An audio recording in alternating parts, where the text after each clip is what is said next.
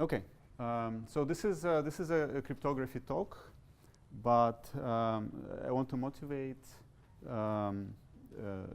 this crypto part with the actual application. When I talk to people about cryptography and try to explain secure computation, what does it do, that it solves privacy problems, a lot of the time people don't really care about their privacy problems. A lot of people believe that everybody is willing to sell all of their data for 20 cents because that's what they do when they subscribe to those shopping cards that track you and so on. So I think the right way to explain why cryptography solves an actual problem is to discuss actual things that people want to do, maybe a business wants to do, and they cannot do it for one reason and another. And then cryptography enables that functionality that wasn't possible. And so here I want to mention some examples, and in this crowd maybe you can comment if you believe that those examples make sense or not. So one application is data sharing, and this is location-based services. So this is a very useful thing. If you're a cell phone user and you're walking around, the cell phone provider really wants to give you some location-based services such as pop-up ads, give you something if you're walking by the Starbucks. And one issue that came up was a while ago, I don't know if it is still the case, but I was visiting Korea, and I was talking to South Korean Telecom, and they told me that in Korea, the legislation required user consent each time location-based service were to be provided. Okay, so a compliant location-based service would be something like if you're walking around with your phone, then your phone beeps and asks you a question, can I use your location now? And you would say, okay, and then you get a Starbucks coupon, right? Or maybe you don't, because it's not always there is one nearby. So a lot of the time they'll just say, oh, never mind, let's try again later. Right, so that completely breaks a user experience, and it doesn't. You cannot deploy this kind of service. Private database queries. There was a big project, and if I have time in the end today, I'll say a few words about the private database project that we built. But one of the motivations is a hospital having patient data which they want to use, they want to monetize, they want to do it for the good of humanity. They want pharma research companies to have access to this data, right? Pharma research obviously also needs that access. But there is legislation, there is also monetization things that the hospital wants to do it this way or that way. So they might want to say, well, how about you pay per query, tell me what your queries are. But pharma wouldn't tell you, because the drug that they want to push on the market, it's worth $10 billion, anything kind of medium-sized drug. And they don't want the competition to know. So and the queries, the kind of things that they're asking the patient data will give a lot of ideas of what they're looking at. So again, here we're in a situation where you want to do some functionality, but you cannot for some objective reason. That is not just some abstract individual user privacy that nobody cares about. Here there's a lot of money at stake. This is something serious. Another example, and this is kind of motivated by what Moti was talking about a year or two ago, is data sharing across enterprise. So you can imagine a situation where a Comcast wants to run a campaign on a Facebook, and they say, well, we want Facebook users who are customers of Comcast and who had researched FiOS. I want to show them a free upgrade ad. So how do you do that, right? Because neither company wants to share their user list. So how do you find out that subset of users to which you want to show this? Okay, so this talk is about combining utility and privacy. Sort of the way to think about it is that the most natural way to think about it is is imagining that there is a trusted third party which both players trust, and they can give all of their data to that party. right? And then that trusted party is also honest, and it computes on this data, gives back the answer to the users, and then it self-destructs. It destroys all the data, right? So if that existed, and sometimes it exists and it's good, but a lot of the time it's either expensive or just really you cannot do this. And so this field of cryptography, secure computation that I'm working on, that I'll be talking about, it precisely addresses this trusted third parties. Is about how to design an algorithm that emulates that third party. And the foundational, the basic theorem of the field is that any function that this trusted third party can compute, you can compute just between the two participants without any loss of security. And the point is that you can also do it efficiently. And so this is kind of not, first I wanted to talk about something very specific, some recent work, but I think for this kind of audience, I think it's better to go kind of an overview and then mention kind of what kind of results people are working on, what is going on in the field, to give a sense of how fast things run and what kind of research we do. So there will be a higher level talk. So again, to reiterate, we want to I want to build this protocol Pi with the two players Alice and Bob, such that Alice has input A, Bob has input B, and in the end they output the function f of AB in a way that they don't learn anything about each other, about each other's input A and B. Actually, I can be a little more specific. It's not harder at all, but you can do a little bit better. You can output different functions. So you can output f sub A for Alice and f sub B to Bob. So this seems like a really complicated magic box, or at least maybe to people who don't know about it. But it actually is really simple, and I want to describe how this works, and then I talk about some more recent work. So this is the very, very classical result due to Yao called garbled circuit. And I want to describe it here. And I think the most natural way to explain this is to present it as a computation under encryption. So I want to give you, it's Alice and Bob. Alice can encrypt the function and the input and give to Bob, and then Bob will compute that function under encryption and obtain an output. And it's actually really easy to do. So I want to go by example. So the first thing, so let's say we want to compute a function f. The first thing we're going to do, we're going to generate a Boolean circuit for that function f. So let's pretend that this is the function that we want to compute. This is the Boolean circuit. Okay, so the first thing that Alice will do, she will encrypt the signals on all the wires. So these are Boolean wires, so there's two possible encryptions. So the red key on each wire will stand for the 0 value, encryption of a 0 value, and the green key on each of the will stand for the 1 value. All the red keys are different. So all of these keys are 128-bit long strings. They're all different. You cannot tell which one is which. Okay, so Alice did this. She imagines it in her head. She doesn't do anything yet. Just pretends that that those are the keys. The next step, we're going to encrypt the function. And the goal in encrypting the function is this one.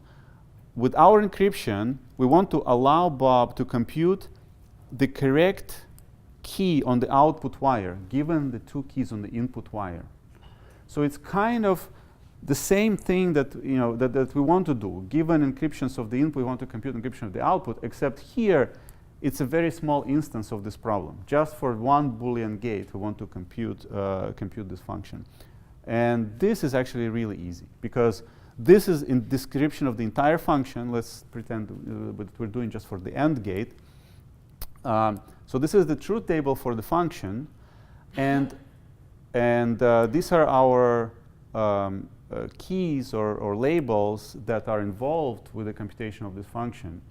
Okay, and all we have to do is that we have to make sure, we have to enable computing the red key if you get 2 red keys on the inputs, or you get a red key and a green key, or you get a green key or a red key, right? Because this is what the truth table says. And I want you to compute a green key otherwise.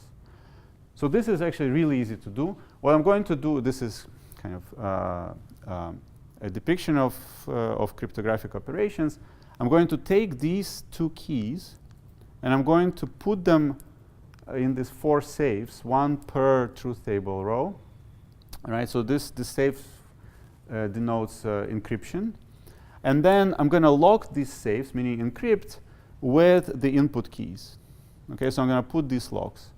Okay, and these locks are unlocked with a corresponding input key. Okay, so now you can imagine if you have, for example, this red key and this green key, then you're going to be able to decrypt this row, right? And this is exactly what happens. What Alice does, she sends to Bob 2 things.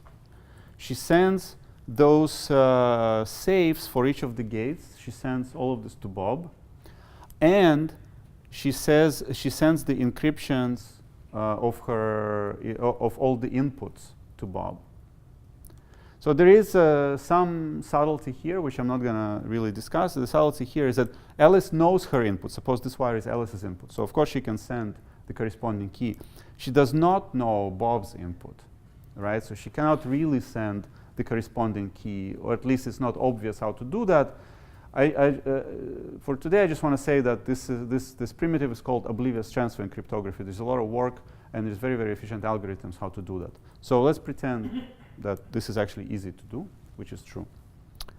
Okay, and now, given the input, the encryptions of the input, Bob, and given all of these bunch of safes, Bob will just evaluate the circuits under encryption in a very natural manner, right? He will start with those input keys. He's going to take of them. He's going to look at all of these 4 safes. He's going to be able to open only one of them, right? Because that's the only combination that will work. Then he's going to take the key that was inside that safe, put it on this wire, and continue evaluation until he gets the output key. Okay, so at this point, he didn't learn absolutely anything, because all he did is just some decryptions, and he gets some random-looking strings. Well, he also didn't learn the output of the function yet. So at this point, Alice will also send the decoding table for Bob. So she will send a table that says, well, by the way, if you get on the output wire, if you get this key, that means the output is 0. If you get that key, then the output is 1. Now, at this point, Bob can compute the output of the function simply by looking up that key in the table. Okay, so this is kind of this is very famous, very, very celebrated work.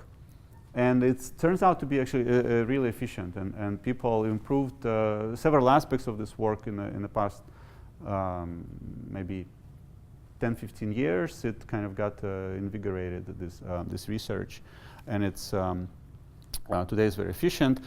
And this is not my slide, and I'm not exactly sure what was meant. I borrowed it from Dave Evans, but it looks very impressive how it just crashes through the floor. And I'm not sure exactly, like, because we should be already kind of past it. It should be at 0 cost, at least by looking at it. But roughly, you know, the log scale, even at the log scale, you see those hockey sticks. So that's is really good.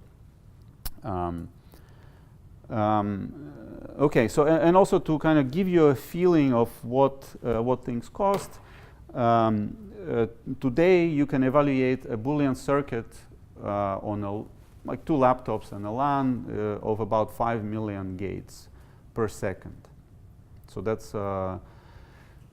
it's hard to imagine, maybe for most people, how, like, what 5 million gates correspond to, right? I can give you an idea that the AES function has 6,000 gates.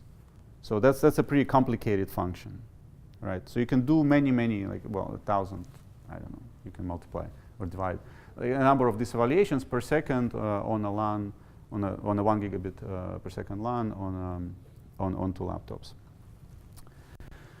Okay. So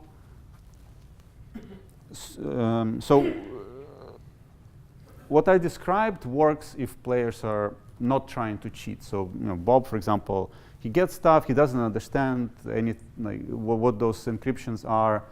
But what if he's malicious? What if he doesn't follow what is prescribed? Or what happens if Alice tries to cheat? And okay, so this is the picture how Alice sends Bob that circuit, right? And then Bob evaluates the circuit. By thinking a little bit, you can kind of convince yourself that, and it's also true, that that Bob really cannot do much here in cheating, because the only thing that Bob does, he just decrypts stuff. He can decrypt it incorrectly, but then what will happen is he's going to get stuck in the decryption, and it's not much.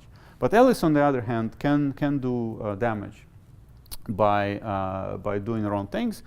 And one obvious thing is that Alice can send a garbled circuit, GC stands for garbled circuit, implementing a wrong function f. There's a number of other things, but this is kind of representative. You can generalize it into some, formalize what she can do. And Bob cannot tell. And the point, of course, he cannot tell what is going on, because the Bob shouldn't be able to understand anything what is going on.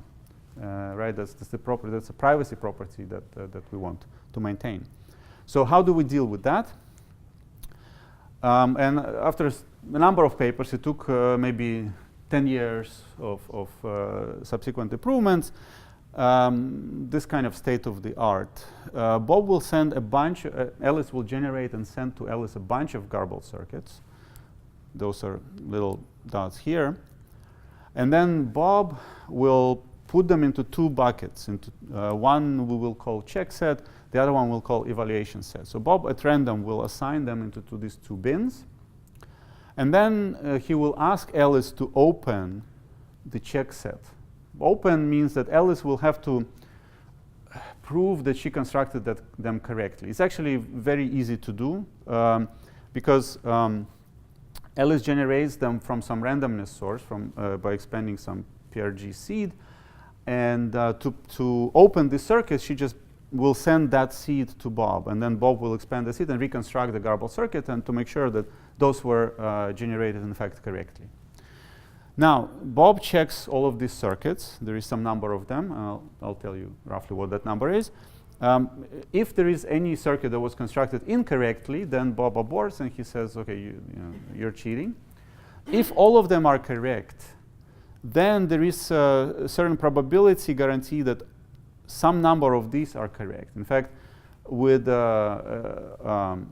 overwhelming probability, majority of this will be correct circuits. Overwhelming in the number of these circuits. And so what Bob does, he will evaluate the rest of these circuits and do some post-processing. For example, take majority. You can do a little bit trickier post-processing and actually quite involved, and you can do a little bit better than majority. And so roughly, you need about 40 circuits, so the state of the art, to get the statistical probability that Alice will not cheat. To get the probability of Alice cheating to 2 to minus 40, you need to send 40 circuits here. So that's okay, because that previous construction was so cheap, so times 40, it's not too bad, and it's practical in many scenarios. So in a recent work with Alex Malazomov, who was my intern at the time, we did this improvement. So the idea, I think that a lot of the time, so there's standard notions of security that cryptographers operate on, and those are chosen for a good reason, because they're very convenient to work. But they don't always give you opportunity to design the most efficient protocols. So I think the right way to do it is to see what actually kind of security you really need in this or that situation, and then you can try to modify your security model to account for that. And so our idea was that we're going to say, you know what, okay, fine, we're not going to guarantee that Alice can never cheat. We're going to guarantee that if Alice cheats, then she will be caught with probability 50%. But moreover, and this is important difference from prior work, is that if Alice is caught, then Bob will get publicly verifiable proof that Alice cheated. And this is important. This is a very strong deterrent, that the possession obtaining that proof. You can think of example, if Alice is a bank and she maybe doesn't care about a particular customer. So she wants to try to cheat with a specific customer. And then sort of prior work was that, well, if that customer catches her cheating, then you say, okay, I'm not going to do business with you, but there isn't much else, perhaps, damage that he can do. But now, if there is, this customer will obtain cryptographic proof of cheating, that proof of cheating is non-interactive, can be posted online, and then everybody will see that Alice, in fact, cheated. So this is a much, much stronger deterrent that was done before. And so now, because of that, we can go from this bunch of 40 circuits to only 2 circuits. What we do, we kind of sign them in a somewhat special way. When the way that it works, that Alice will generate those 2 circuits, we'll sign them in a kind of special way. Bob will again do the same thing. He will assign those 2 circuits into 2 bins, and ask Alice to check. And if the check succeeds, then Bob evaluates the other circuit. Now, if Alice was lucky, if Alice was malicious and lucky, then she wins here. So she will have Bob evaluate the wrong circuit. But if Alice was malicious and unlucky, then her malicious circuit will end up in a check set. And at this point, sort of the tricky part of our construction is that by the time that Alice realizes that she was caught, it's too late for her to abort. The commitment, the signature on the wrong construction, showing that she cheated, is already given to Bob. Okay, so well, we have a formal theorem, but informally this theorem says that there is a protocol where aborting will not help cheating Alice, that Bob cannot defame honest Alice, and that the proof that Bob obtains actually does not reveal Bob's input. So this is another important consideration, because sometimes Bob's input can be sensitive, and then Bob will have to decide what's better for him, right? But in this case, that's not an issue, and it's a high efficiency. It's the same cost as for crypto people who know this, the same cost as covert protocols, basically. How am I at time? I have 4 minutes till I give you the 5-minute. Okay, all right. So, if you didn't have the special signature, Alice can just abort on her ad. So it's really not about signature is part of it, but it's really the OT part that is important. That's where you cannot. OT is careful. Yeah. I say signature because for the audience, but it's yeah. Okay, so to recap that, basically, so where we're going from is that before situation, nobody could cheat. And the after situation is that Alice can cheat, but she's caught, and then there is the proof. And for that, you get factor 20 performance improvement. So actually, in some recent work, and this is the next thing that I'll also briefly describe, is actually is a little bit more performance improvement because of this free hash technique that I want to describe next. So again, this is so now let's go back to the situation where Alice sends a bunch of circuits, but it doesn't matter actually how many circuits Alice sends, but at least 2, so that Bob can put them into 2 bins. Okay, so she sent them 2 circuits, and so there is older work. It's kind of a natural idea. It's Goyal, Hassel, Smith, where they observe that you don't actually have to send those circuits, but instead Alice will generate those circuits from seeds by expanding pseudorandom seeds, and then she will hash each of these circuits and send the hashes. Then Bob will again put them into bins and then say, open these please. And for those that Bob opens, Alice just sends the seed. She doesn't. So for those that are in the check set, the circuits actually never have to be sent, right? Because the hashes are sent first, the circuits are not sent, and then the seeds that open them are sent, and then Bob verifies. So the way that Bob verifies that Alice didn't cheat is that Bob verifies. he will reconstruct the circuit and check the hash, right? And if the hash matched, then everything's fine. And the idea here, so in this more recent work, is that so hashing circuits is actually expensive.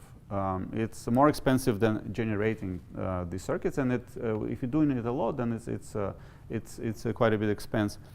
And what we say is that because we're working with garbled circuits, it's an object with a special structure. We can simply XOR all of the hash labels, which the operation that costs you nothing, pretty much, and this will have the same effect, pretty much, as using a expensive cryptographic hash. Okay, and I'm going to give intuition why this is the case, how this works in the cut and choose paradigm, where Bob selects which ones to open, which one to not open.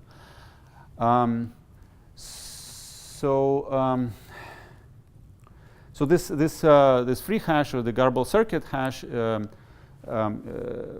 it's a definition of security that is kind of has a property that is weaker than the standard collision-resistant properties for hash, but we're taking advantage that it's a garbled circuit. And sort of the main idea here is that if you're given a correctly generated garbled circuit and a hash, so GC is generated correctly, and then H is the XOR of all the labels, then we want to say that if Alice finds another garbled circuit, GC hat, such that the hashes match, then with high probability, this second circuit will be invalid, meaning that evaluation of the circuit will result in a label that is wrong, and the evaluator will notice that.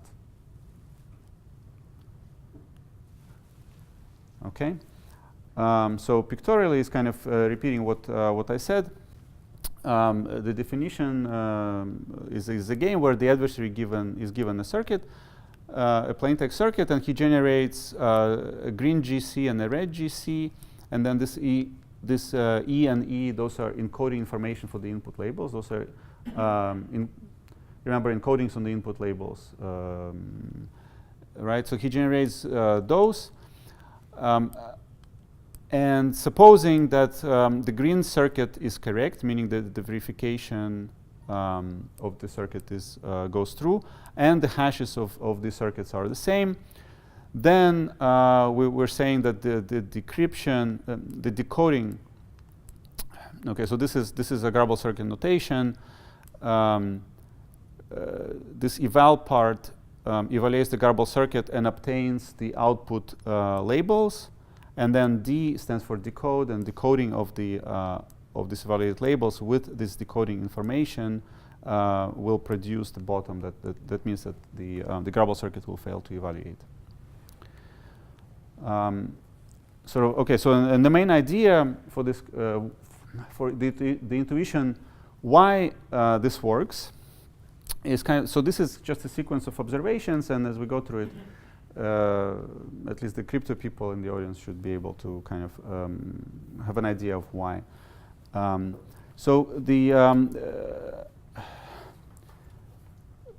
Starting from the top, so the garbled rows are encryptions. You can view them as encryptions of output labels. So that means that the garbling of the gate, basically, it's a mapping of a pre-image and an image of some cryptographic function. So think of the crypto function. Think of it as a random model, as a hash function that really destroys all the correlations between inputs and outputs. And that means that if you modify the input a little bit, right, you have unpredictable result on the output, right? And because of that, it's really hard for you if you do it in a natural way even. It's really hard for you to modify this encryption, this save, the ciphertext, right, in a way that you get when you decrypt it, you get something that makes sense to you. So this is kind of the logic. So this garbling kind of connects these two worlds: the pre-image, the labels on before the gate, and the labels on after the gate. And it just has to go this way. If you modify the garbled table, then you destroy all the correlation between the input and the output. And so basically, in effect, this will randomize the output label. Okay, and so basically we show, and that's the trickiest part, that after you've randomized this output label, so there is something that you don't want to have, then you can never return it to a valid label, to something that will decode correctly. Okay, and so there is some technical details how this needs to be done, which I don't want to get into, but the interesting observation is that the state-of-the-art construction, the half gates, is actually does all of this already, and simply XORing the labels of the free hash results in this XOR hash that works with our definition. And now, when you use it with constructions such as what I described, the publicly verifiable covert, and with many of the cut and choose constructions, you can simply XOR all the labels, and that's your hash, and that's the hash you can use. Okay, I think I is good on time, and that's where I wanted to stop. Thank you.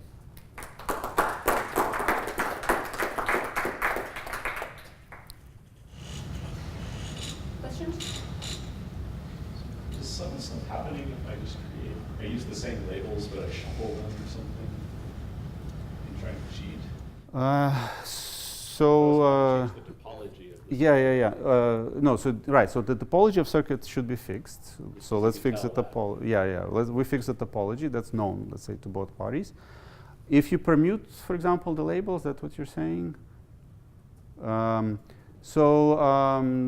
will, this will not work for you as an adversary, because okay. So There's some symmetries in the circuit though, an artificial circuit that the same input creates the same thing. You could do reverse the labels, or no. You get a functionally equivalent circuit with the same labels but using different points. So I have to think what you're saying. So if you get functionally equivalent circuit, I mean, then maybe that's not then it's you just maybe renamed things and it's the same, I guess. But but the idea is that if you touch a label, then you can never go back. You get the wrong.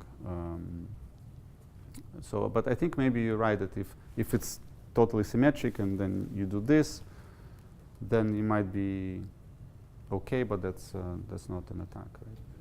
Yeah.